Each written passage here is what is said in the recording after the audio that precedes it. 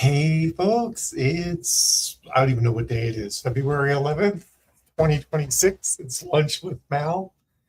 And I got a new camera coming today. So next Lunch with Mal, I won't have the crazy focus issue that just already started happening. It doesn't happen as much when I do my regular calls because my hands are on my keyboard and mouse the whole time, like doing things. But man, when I'm on doing stuff where I'm talking and I do that, now it's not doing it. But anyway, I hope you guys are having a fabulous week. I am. I've been working in the office almost every day this week, mostly because we can be getting deliveries coming, but I'm kind of liking it. Like I come to the office and I do work and then I go home and I'm not doing work. It helps that separation between, work and home, which I can bleed. Things can bleed through. I'm sure most of you being authors, you experience the same thing where work and home get hard and you end up working too much or not enough. It can kind of fluctuate. Hey, Barbara, how are you doing? Hey, Rebecca. So, Monique, you're always in the middle of editing videos, Monique. Well, I guess last time you just finished filming them, so you weren't in the middle of editing yet. But still, I'm glad I'm offering you the break. Um, we have a couple of topics I want to talk about today um, that sort of come to mind over the last bit. One of them is hey, it's February, and February is always a rough month in author land, and actually, it's a rough month in retail in general. Yeah, Barbara, it is easy for home and work to slither. I like slither into one another. But I talk about this a lot when I'm especially I do it a lot during November when I'm like, hey, you need to be working on marketing and advertising and building things up in November because December and early January are easy mode. So if you can go strong into easy mode, then February is going to suck less. And that's like one of the biggest reasons. If you want to have a cash flow and consistent earning, we need to like sort of like bolster ourselves against February. Because the first thing is that February is 3 days shorter than the prior 2 months. So if you're making $200 a day, that's $600 that you lose going into February just from the decrease in days. You're making thousands of dollars a day, it gets to be a pretty substantial sum. But percentage wise, it's likely to be about the same percentage. But even if you go in and you look at your numbers for February, you're going to be like, even if I take off 3 days or add 3 days of income, I'm lower than I should be. And I know, right? Barbara says suck less, I'll take it. And that's the way it is. Like February, it's hard to have a good February. Really, the goal is to make it like have good cash flow and make it suck less. But the other thing about February is that shoot, where was I going with this? I stalled out. Oh, we're in a couple of days, we're going to get hit by the January KU rate, and the January KU rate is I believe since I started tracking it in 2016, the January KU rate is always notably lower than the prior December, November rate. 2016 may not have followed that. I can't remember for sure if last year did. I'm like 99% sure that last year did as well. So you're always going to, as soon as February 15th rolls around, you're going to get that low January KU rate, and you'll be like, where the hell did all my money go? And February, come March 15th, you'll look back and be like, okay, February is a little bit better than I thought because the KU rate actually went up. The KU rate in February always goes up from January. But you got to sort of mentally prepare yourself for that. This is sort of like a natural fluctuation the business goes through. And then the other thing that happens, and it happens a little bit more in romance than other genres, is if you're running Facebook ads, the cost per click goes up in February. January is the glory days, right? January, well, this year actually took a bit longer. Usually January 1st, CPCs on ads plummet. This year it took like about another week before the CPC started to come down from their Christmas high. And then they got really low like January like 14th through 26th, and then they've started to climb again, more than usual. So I think if you're very ad heavy for your revenue, you're probably seeing that too. But it is normal that CPCs do climb in February. Um, Rebecca says, "I'm having my best month ever until Facebook ads stopped delivering for a bit on the 9th. Oh, that sucks. On the 9th of February. Um, it's a weird time for Facebook ads. Like some people got hit by the thing at the end of January when their ads stopped delivering because of the removal of those old targets. But I didn't know anyone was having problems on the 9th. Oh, did you mention that before? I don't think you would have because we haven't had a call. We've been talked since then. I'm sorry. I hope they pick back up like they were as well. After February, things do actually get better. Readers kind of come back around. I don't know what it is about February. You think it's dark and cold and everybody would just be reading all the time, but they're not. I don't know. I think they're just like wishing spring was coming, even though it's just playing with us. Depending on where you live, some places it seems like spring really has come, like the the southwest United States. The southeast United States is having the opposite of the expected weather. Up here in Canada, it's been getting above freezing every day. It's been pretty wild.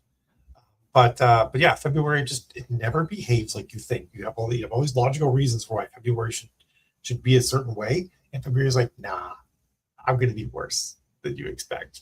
So I always like mentally prepare myself that February is just going to blow, and sort of just move into it with that expectation. And then we'll move in with that expectation, and then think, what can I do to make it better? So I come in with a plan, to do new things to make February better, and it doesn't it doesn't have to like be guaranteed to be bad. It's just, I guess, like it's on hard mode. Maybe that's a better way to think of it. But like Jill closed out her Kickstarter in February, and did what, $26,000, which I know, like, there's Kickstarters that definitely do a lot better than that. We're talking, new genre for her first book, all that sort of thing. We weren't expecting it to do anywhere near that well. We were thinking like 10, maybe 15. And she kicked it all the way up to 26,000, which was awesome. And I think, hey Dennis, I think that once the add-ons all get purchased, it'll be up over 30 for sure. So that's super freaking cool, right?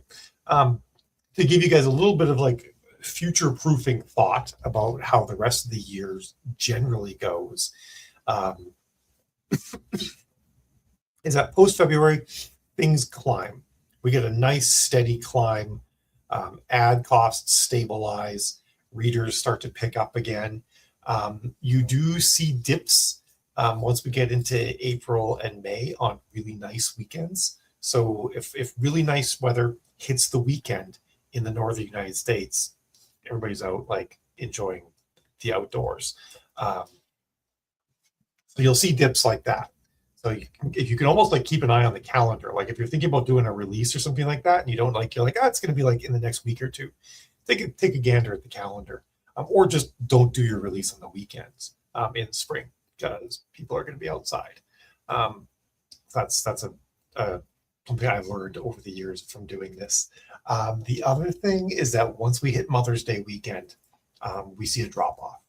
And that drop off goes. It's not super. It's pronounced right at first, and then it goes into June. But there's definitely a drop off that happens Mother's Day weekend. It's not just. Pardon me. It's not just Mother's Day. It's also just like kids getting home from college. Kids starting to get out of school, graduation stuff that starts to happen. As general life upheaval goes on. So keep that in mind. That if you think about releases and sales and specials, plan them to happen before Mother's Day weekend, or like kind of skip the next 3 weeks after Mother's Day weekend, and go for a little bit later than that is my general advice. Dennis said I saw a lot of books in the massive snowstorm on the East Coast in late January. I could see that. Yeah. Sometimes like weather can work for you. Like if you see like a massive snowstorm rolling into like a sale and a big email promo or something like that. If you can't, like, there's paying attention to the weather is something that like we're not used to thinking about in our line of business, but it affects human behaviors, right? People do different things depending on weather. So yeah, totally something to think about. And then like whenever Heated Rivalry season 2 comes out, if you're writing anything MM or sports related, you're definitely going to want to take advantage of that. I mean, maybe not sports related in general, but at least hockey related, right? So that's just kind of like my thoughts on February. Oh, I guess like what can you do now that we're in February? It's going to be like thinking about what it's more around what can you do to boost things in March than February. What can I do now to start to attract readers, get them in, so that come March things start to pick up, because you don't get immediate results in this industry. It takes a little bit of time for readers to get through books and pick up, especially if you're in KU, or to read the book and get on to book 2 if you're not. If you're relying on that sales read through. So, really what you want to do is you want to hoover up more readers as quickly as possible, so that you can get people in the pipeline to be reading more books. So maybe you do a 99-cent sale. I don't recommend doing free sales that much these days. If you find some multi-author promos to do on BookBub, or not BookBub, on BookFunnel or Story Origin, something that's going to get more readers into the hopper, and it's not going to have an immediate effect, but it will have a knock-on effect. So that's really what I'd be thinking about doing. Or, you're like, man, my readers, I'm not going to have anything for them for a couple of months. Things are starting to drop. Just do a quick 5K short story and just send it out for free. Build up some of that, do that fan service, build up some reader love, so that next time they're making a decision about a book to read, they get an email from you. They're like, oh, I got a free book from this author, or free story from this author that long ago, and it was good. I enjoyed it. I'm going to open their next email if they've got something else coming out, because you're in their memory. So that's a great thing to do as well. So the other thing I want to talk about is actually is a thing about copyright law that I came across today. I was listening to a lawyer give a talk on copyright law and how it applies to derivative works, and I think it was interesting because it was good information to understand based on what's happening with AI and some of the lawsuits that are coming out around AI right now. And there was the decision not that long ago that, if memory serves, it was the companies lost because it was proven that they pirated authors' books. So that was like a big part of it. But there was another thing that happened recently around the show The Pit, which is about an ER in Pennsylvania somewhere, I think Philadelphia, that has Noah Wiley in it, who played I can't remember his character's name on ER. It's been so long. I want to say Dr. Green, but he wasn't Dr. Green. Anyway, he plays an ER doctor. So, of course, the estate of Michael Crichton is suing the show, because they say that, it's a derivative work, and derivative works must be licensed.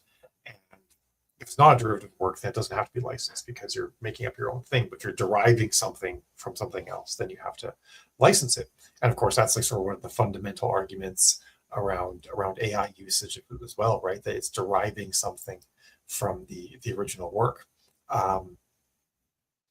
It's tricky though, right? Because we all learn from observing the world around us. So you could argue that everybody derives everything they've come up with from things they've seen. And because of that, the courts, and this is US law I'm speaking about here currently, which I think is the most applicable because it's where most of the AI companies are headquartered. The courts have a framework for determining if something is derivative or not. And the first one's kind of interesting.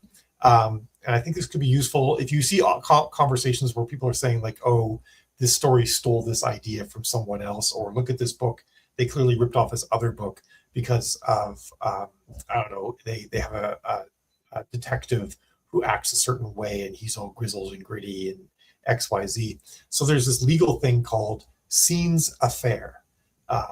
And it's spelled, it's French, so it's A space FAIRE, scenes affaire. And what that means is scenes that must be filmed. The idea is that if you're writing a detective story, well, you're going to have detectives going up to people's doors and asking questions. You're going to, if you're writing a police procedural, you're going to have scenes of people getting cuffed and read their rights. If you're writing an ER story, you're going to have doctors dealing with triage situations as patients come into the waiting room. So those are scenes that must be filmed. And whenever courts are determining if something has been copyrighted, they are first looking at scenes affaire, and they're like, anything that is a scene that falls in that category, that is a scene that must be filmed because it's core to the genre, is immediately something they're not going to look at when they try to determine if a work has been an infringement on someone else's copyrighted material. and like the idea is that they're inevitable, they're dictated by the subject matter, is sort of a way of thinking of it. And that's a really great thing for us as authors. Sometimes you look at that and you're like, yeah, but like, I don't know, I'm the first one to ever depict something like this, or something like that. But the idea is it protects storytellers from copyright holders monopolizing basic building blocks of storytelling, which we all need. And we've seen people try to copyright basic building blocks of storytelling before. People trying to even copyright like placement of characters on book covers and that sort of thing. Or in that case, I think it was patenting it. But anyway, like you cannot do that. And one of the reasons why is that we sort of recognize that to innovate, we have to be able to stand on the shoulders of the giants that came before us. Otherwise, we never innovate, and things would just stagnate if we couldn't make up new ideas. Yeah, Dennis says, so tropes save our butts, and that's exactly right. And I believe that the law even makes use of the word tropes in some scenarios, or at least rulings have made use of the word genre tropes. Genre tropes are not copyrightable. So this could be a useful thing if you ever see people like talking about that, and saying like this author stole this idea. You can be like, that's a genre trope. You can't copyright genre tropes. It is a basic building block of telling this kind of story. It's a scene that you expect to see because that's just the way this story would have to go. These characters would do that thing. So once they sort of rule out anything that's a scene affair, they now analyze the story or show or whatever the case might be for what they call substantial similarity. And like a great example would be what would happen, like I've got a spy novel, right? And the spy drives fast cars and has gadgets. Well, you can't say that's stealing James Bond because that's just a core part of like the genre. There's going to be fast car chases, going to be high stakes things. A spy's going to have cool spy tech, because of course they're going to have cool spy tech. They're not going to Walmart and just using whatever's off the shelf. They're actually going to have some specialized industry technology, like every industry has. So you can't say that like, a car chase down a twisty mountain road is directly stealing from James Bond, because that's scene's affair. But if your spy goes into a bar and says, I'll have a martini shaken, not stirred, now you've done something that doesn't fall into that. That's not a genre trope. I mean, maybe at a certain point, if they didn't protect it, that could become a genre trope. But it doesn't have to be. Like, it's not like a key part of the story that has to be there. So that would not pass the first test. And that's the extrinsic examination that they do. Extrinsic. And they look at plot, themes, dialogue, characters, and they determine, are any of these things like not really intrinsic to the story? And then they'll rule out anything that doesn't match that criteria. And then after that, they do an intrinsic examination. This is actually typically done by a jury. And they'll determine, like, would a reasonable audience, given this subset of things that made it through the filter, would a reasonable audience assume that this subset of things is substantially similar to another thing? And that's actually, so that's one of the problems with copyright claims against AI. At first, it appeared that AI didn't do that last part, unless, of course, the prompter told it to. Like, it wasn't inherently going to pull in stuff that would pass all the way through this filter in such a way that it was obvious. But it's been shown in some cases that the AI actually can regurgitate the original text that it was trained on for certain things. And that definitely makes its way all the way through this sieve and comes out the other end. And that's where a lot of the AI companies are getting in trouble as well, that they're storing a lot more of the original content than we thought. And so like the sort of the initial argument was that, and I made this argument myself, was that AI, sorry, Jill just sent me a message. I was curious if it was connected to this. The original argument was that AI learns like we do, right? Like, we see things and we build stuff on it, but we don't remember it perfectly. And therefore we don't reproduce it perfectly. We always have our own twist on it, just to the nature of our own bad memory. And the fact that we have like other ideas and stuff like that. And the AI doesn't actually have, it doesn't have will. It doesn't have agency. And that's like the most critical thing about AI, I think, that people can forget, because AI is made to appear as though it has agency. It will talk to you as though it has agency, but it has no agency. Given no prompting, the AI doesn't do anything, right? And when you prompt it to do something, you might have given it additional some instructions to follow. Like it's going to, like, in this conversation, I'm always acting as an editor, or I'm always acting as a marketer, or something like that. Like, you've given it some sort of prompt. So you give it a prompt, and you gave it instructions about how it's going to operate. Behind the scenes, it's got a metric crunkload of prompting, telling it how to behave, how to operate, guardrails, and stuff like that. And absent of all of those things, the AI does nothing. It has no agency. But like I said, its prompting, its guardrails and structure tell it to act as though it has agency. So sort of in its native form, you can't blame the AI for the output, because the output is always put in there by a human. So like, if I said, like, to Midjourney, like, draw me a picture of Mickey Mouse, you can't say that that's the AI's fault, because that was me that did it. I'm the user that did it. And interestingly, there's nothing wrong with Midjourney doing that, because I too can draw a picture of Mickey Mouse and have it sitting on my desk, and there's absolutely nothing that Disney can do about that. I'm fully within my rights to do something like that. And so the question then becomes, like, does Midjourney's doing this commercially? They can't commercially distribute a copy of Mickey Mouse. And so the way they've worked around that, and this is something that the industry does a lot.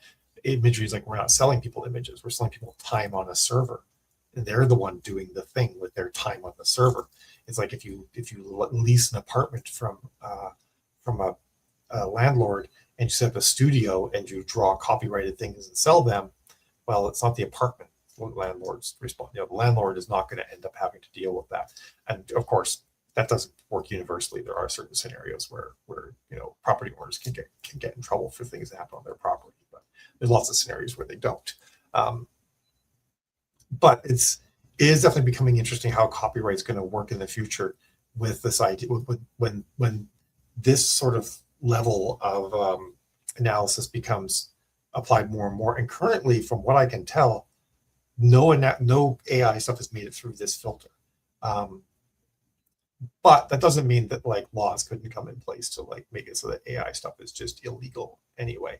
And I'm actually not anti-AI in general. It's really weird to live through this time that we're kind of starting to get into now, because when I started writing my science fiction books, I'm like, fuck, the initial years of human AI integrations, and like how we work together and deal with creating with our created becoming better at doing things than us at large, is going to be awful, right? Like, I knew that. And so when I started writing my books, I'm skipping past that.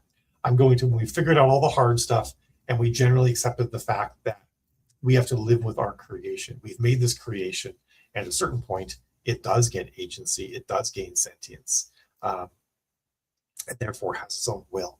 And we have to sort of learn to live with it. And my books are actually all about humanity learning to live with being the creator who's created is more powerful than it.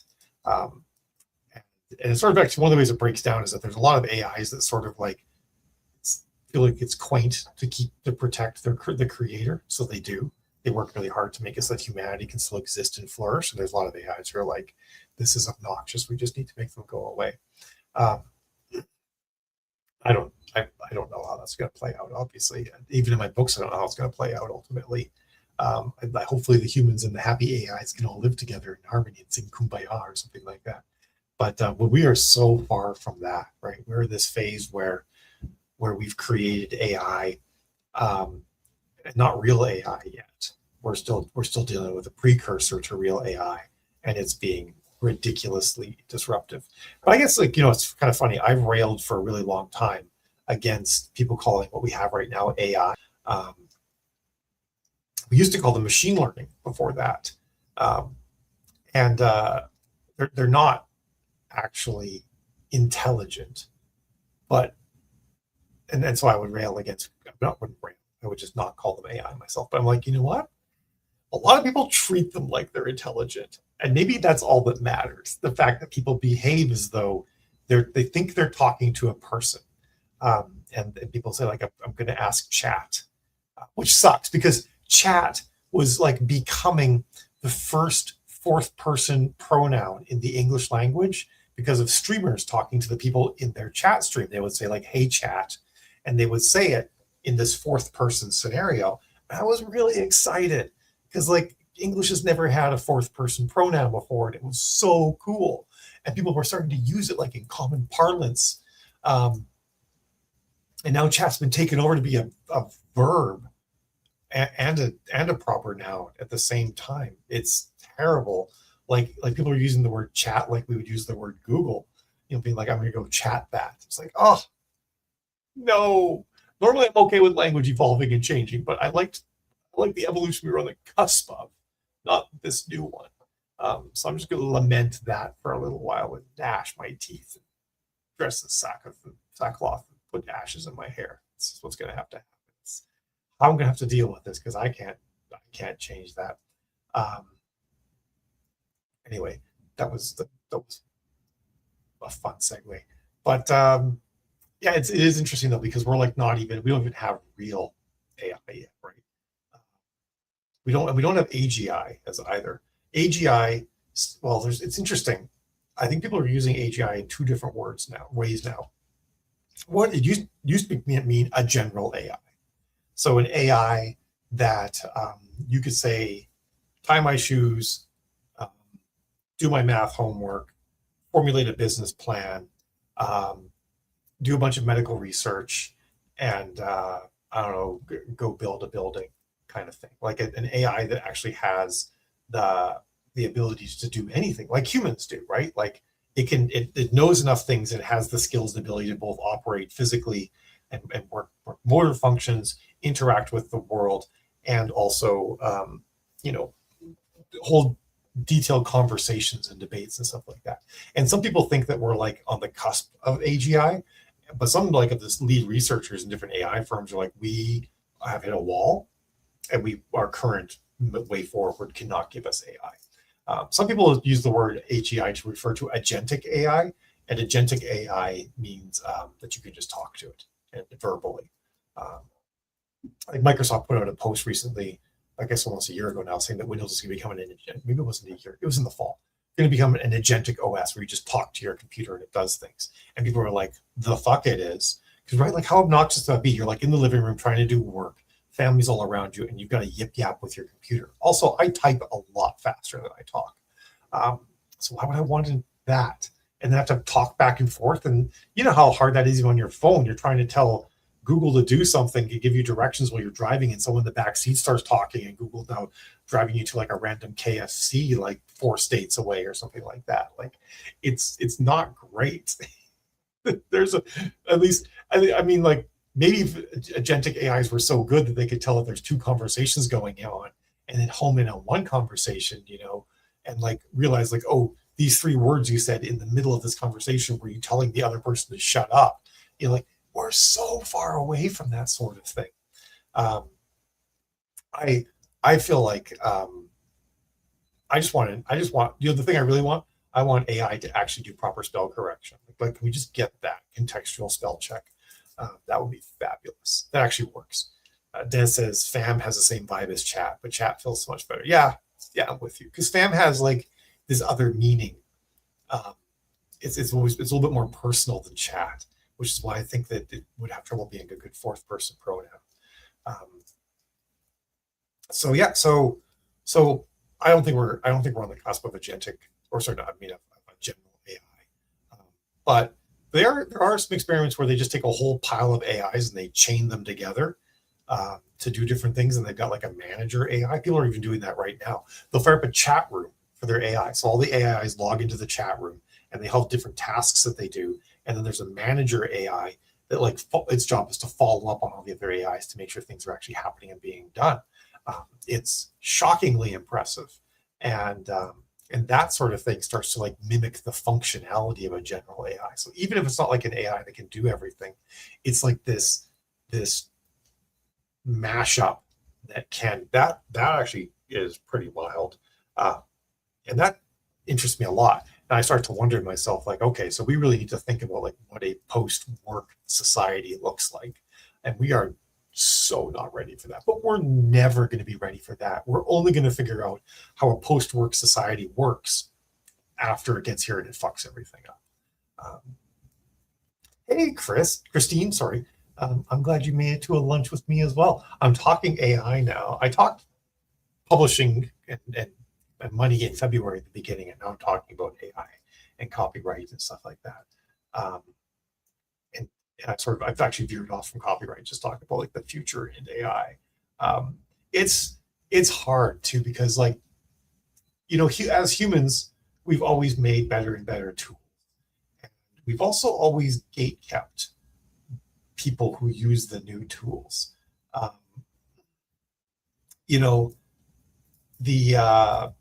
But this one is different. I will preface with that. This one is a different change than we've ever had to do before. But there's like back when digital art came out and people would like draw on a tablet, arts were like, that's not real art. When book artists started doing composite images, or book covers started being made up of composite images, which many people use.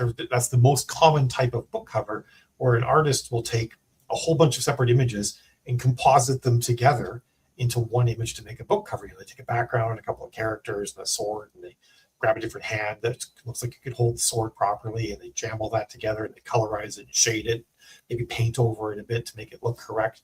That's composite art. And artists would say, that's not real art, because you didn't just draw the whole thing yourself. And now some composite artists will use some AI components in their composite art. They're like, I need a scroll that looks like this, but short of making one myself, I can't seem to find a picture of a scroll that looks like that. So they'll have AI generate said scroll and put that in. And people will say that's not real art. So and the same thing for writers, right? When people start writing on typewriters, people are like, well, it's not a real book unless you write it by hand first. And then, heaven forbid, we started writing on computers. And then we got things like spell check. There are people that used to be like, if you can't actually spell the words yourself, then you shouldn't be a writer. Using spell check means you're not a real writer. And I remember how everything's spelled. That's a muscle that I do not flex enough anymore. I know how to get things close enough most of the time. Obviously I can spell most words. It's the unusual words I don't spell that much. Anything that has an I and an E, like, man, I don't know what comes first. I know a number of them, but if you give me a word I don't spell very often, like the last name Pierce, apparently can be spelled either way, as it turns out.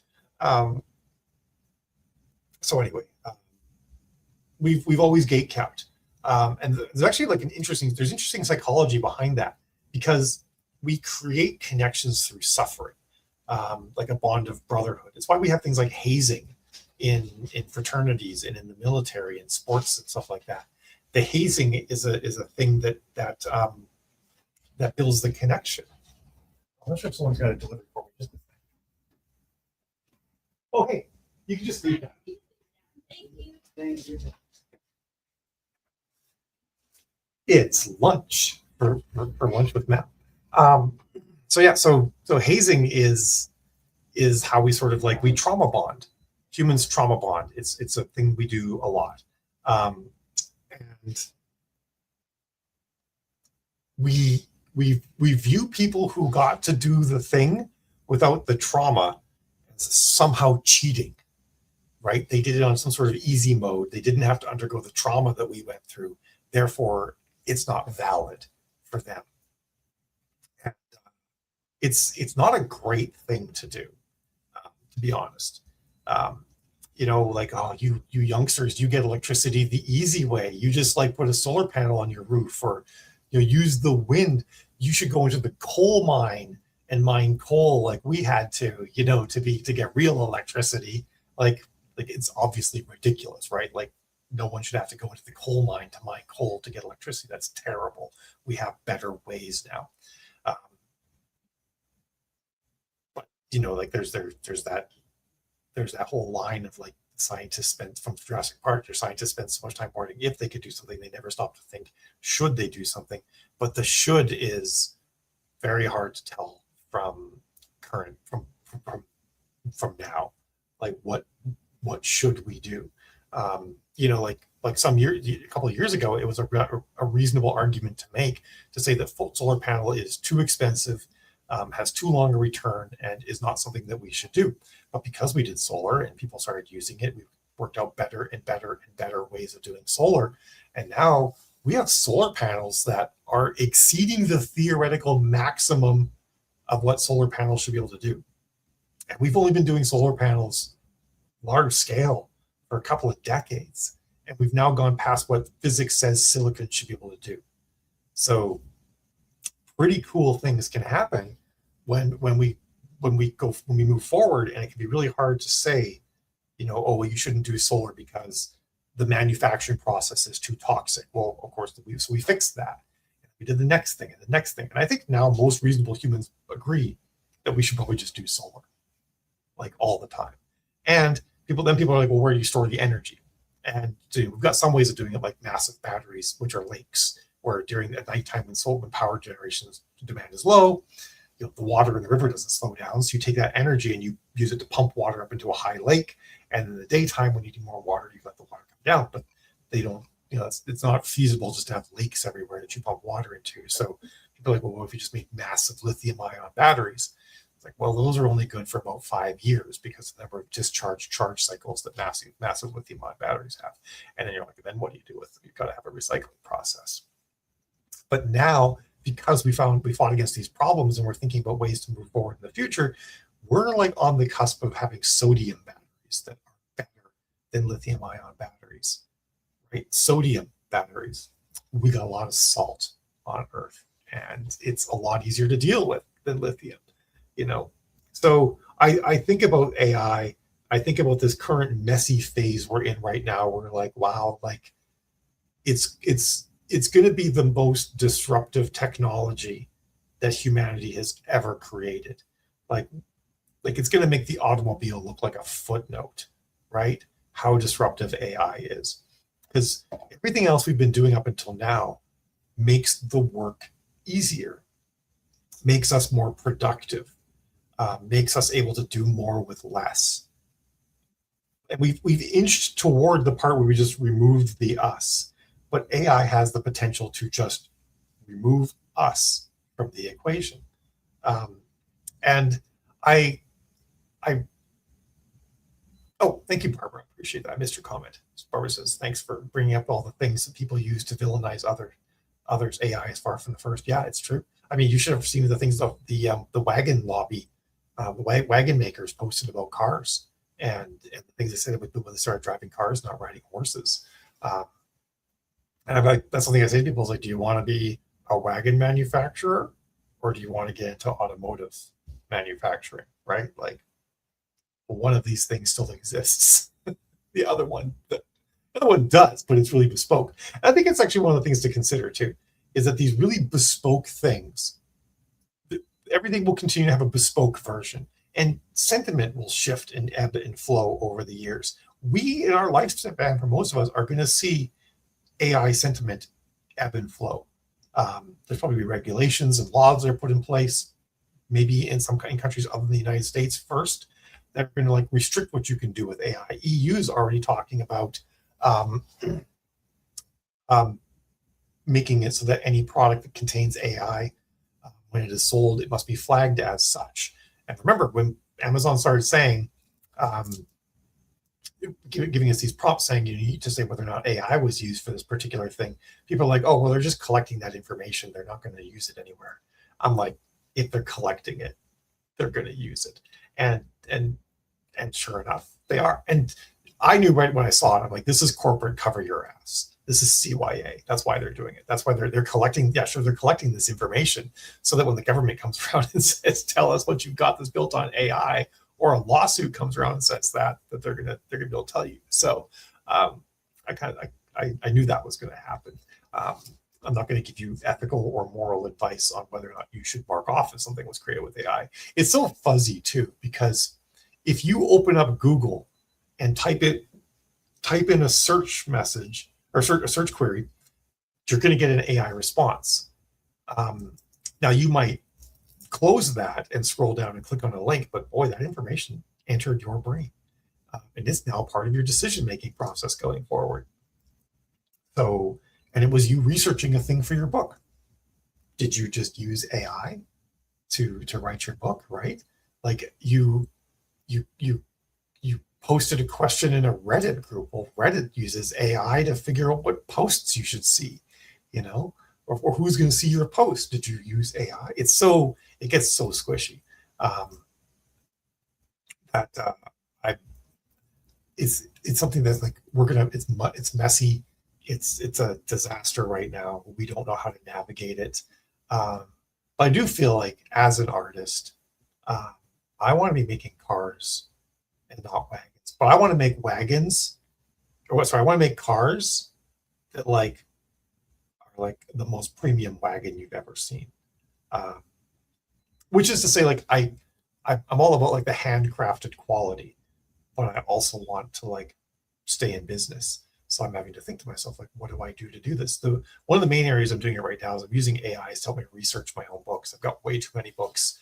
And I've spent an exorbitant amount of money trying to use humans to create a Bible for my books and have failed. So AI is turning out to be a wonderful tool for researching my own books, for helping me like rewrite blurbs from books I wrote a decade ago and I don't remember the details of and stuff like that. And it is actually, I've had some really big whiffs, like fails, trying to use AI to help me get out of binds in a story. And I have some that are really good too. AI in many cases can sort of just work like a co-author. And I've done enough work with co-authors and like, well, for me, personally, the experience feels a lot like working with a co-author. So I'm not against that either. I'm catching up in the comments here. Dennis is just quoting Jurassic Park now. Yeah, Jill, you missed my talk. Um, oh, she's just popping into my office here. She was walking to the office, I think, during a bunch of that.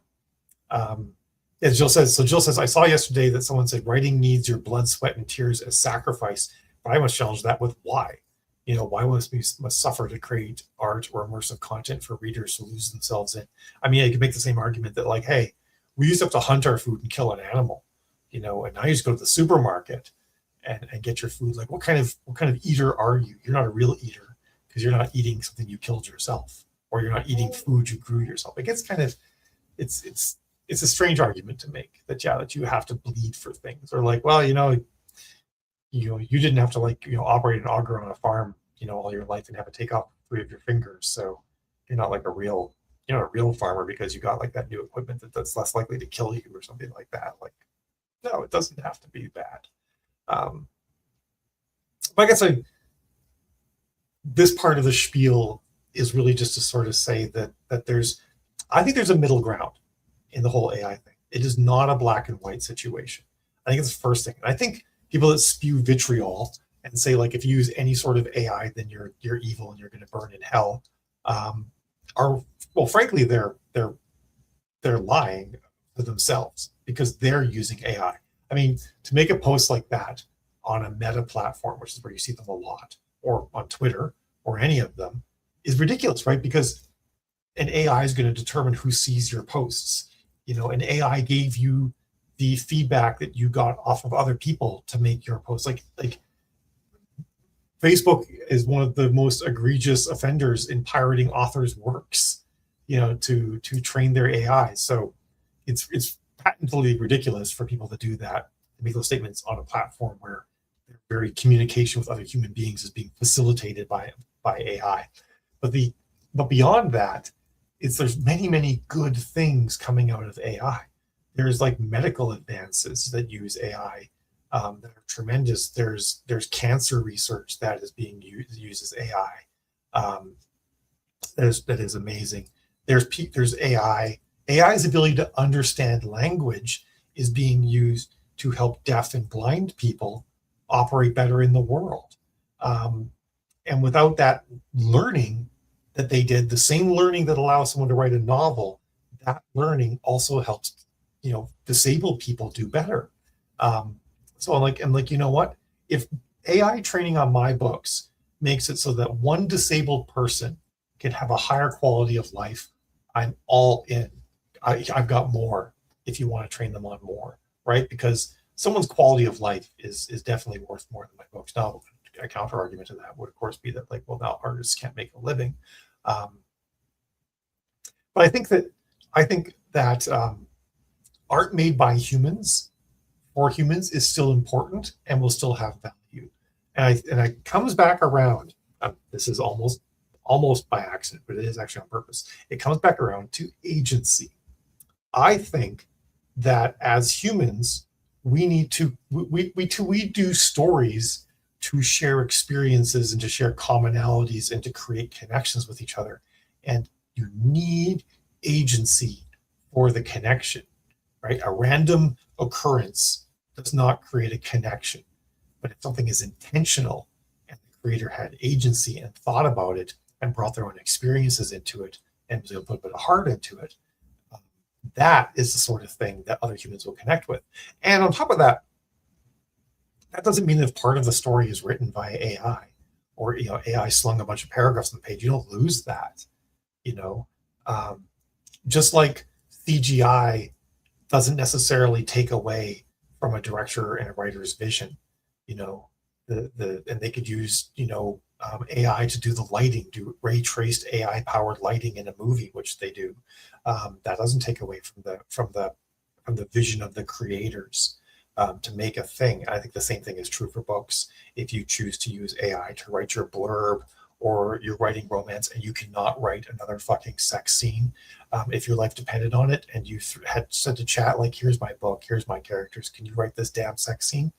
That's okay, because you still have the agency. You're still bringing your agency into the story, and that'd be no different than outsourcing that part of the story to someone else on Fiverr to write for you or something like that, as far as the story is concerned. So that's really my thought on that. um, that we're allowed to use tools to help us make things better and easier to avoid trauma. There are going to be tremendous unintended consequences and some intended consequences that are also negative coming out of AI. I think also a lot of good will come out of AI. I think that in the future, once we get over this messy phase, AI are going to make life for humans infinitely better than it is now.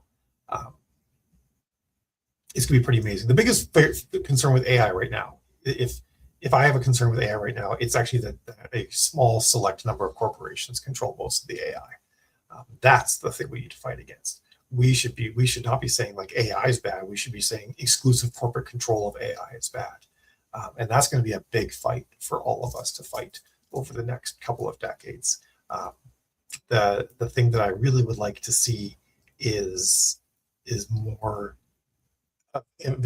more things available for regular folks to run AI in their house, run your own AI in your own house with your own training and stuff like that. And that, I think, is going to be something that is going to start to happen. It's going to be difficult at first, and it can be done right now, but it's difficult. But I think that'll be a big thing that will happen. We'll need to, like, focus on. It might require all of us to become a little bit more savvy than we want to be. But like always, when innovation happens, the savvy people stick around, and the people that don't want to be savvy are usually the ones that get left behind, or just have their lives be a lot more difficult than they were before. And there's not really a great way around that. It's we humans generally march on towards finding more innovative solutions to deal with our problems. Um, so yeah, I talk about the hope and the cool things that will come out of AI and how it will improve our future, but I'm always tempered with the fact that this is going to be really hard for a lot of us, and for some people in particular. So I want to be sensitive to the people that are struggling because of these changes, even if these changes are good. good changes are not universally good for everyone. I want to be sensitive to that, but I also feel like people need to be sensitive to the fact that a lot of good things will come out of AI. If we wrest control of it from corporations to start with as much as we can, the average person will see their life improve as a result of AI. And perhaps we will move into a post-scarcity, post-work society, which requires us, by the way, to make tools like this. Like if you want the post-work, post-scarcity society where humans aren't just like killing each other to scratch a living out of this rock that we're on. If you want, Star Trek, gay space communism, which is what Star Trek is, not the gay part, but space communism, which is what Star Trek has always been. If you want that, if you want the Star Trek future, we need AI. If you want the Star Wars future, then we don't necessarily, or we have corporate control of AI. One of those two things happens. So I think that's something worth thinking about. Right? Like you think about it, right? You're like, man, fully automated space communism. Tell me about the downside. Tell me about the downside in a world where I can produce art and not have to worry about starving if no one likes my art as much as I do. Like that doesn't sound terrible. So yeah, that's kind of my thoughts there. And Jill also says scarcity mindset versus growth mindset. So it is a fundamental to belief difference in that. Scarcity mindset tells you that there's only so much pie to go around, when as it turns out, the pie is infinite. I mean, not in all scenarios, but the pie is close enough to being infinite, so as not to matter. So yeah, that's what we're gonna wrap it up here. I rambled. I'm gonna wrap it up at 45 past the hour. And I went long, and my food's out there getting cold, and I'm hungry, which we haven't solved, and probably won't. So I will see you guys later. Have yourselves a fabulous day, a great weekend. Daylight savings is going to hit soon, first week of March in the US, and I believe last week of March in the EU. I'm going to keep Lunch with Mal at noon Eastern Standard Time in the US, Canada, and I think that's it. I don't think any part of South America is in Eastern Standard, or whatever they would call it there. Obviously not Eastern Standard. So anyway, New York time as shorthand. New York time is when Lunch with Mal will happen. For me, it's going to become Brunch with Mal, because that means it's going to start happening at 10 o'clock in the morning. But for most everybody, it will stay at the same time, except probably a slight shift for people in Europe, because it's going to suddenly start happening an hour earlier for a couple of weeks, and then we'll be back at your regular time. The other two copyright points, I think I got through all the copyright points. I'm pretty sure I did, but I do have to go. I also have a call coming up, so I will see you guys next week. And please, or drop a comment if there's certain thing I missed. I'll get back to it in the comments. I do have to run as well. So I'll talk to you fabulous folks later. Have yourselves a wonderful weekend. I hope the weather is wonderful where you are, and if you guys need rain, I hope you get rain. A lot of places need rain right now. So I'll talk to you later. Ciao.